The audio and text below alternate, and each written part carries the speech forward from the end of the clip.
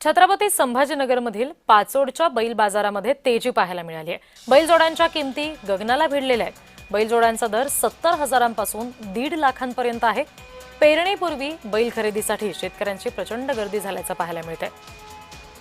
पण बैलांच्या वाढत्या किमतीमुळे मात्र शेतकरी चिंतित आहेत। इंधन दरवाढीचा परिणाम होतोय, त्यामुळे पुन्हा एकदा बैलांद्वारे शेती करण्याकडे शेतकऱ्यांचा कल वाढलेला आहे।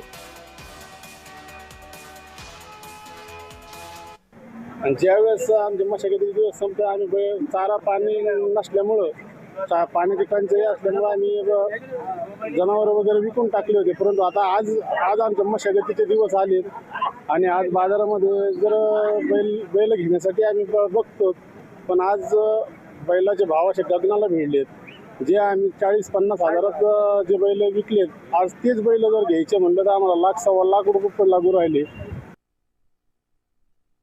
लग्न करीन का बैल घेईन का काय करेन? शेतकरी भरपूर तंगीमध्ये आहे। त्याचं काही धकून राहिलं, पण आता काय नाही बाजार भरवत त्याला ती एक लाज वाटती, नाही बाजारावर ती एक लाज वाटती।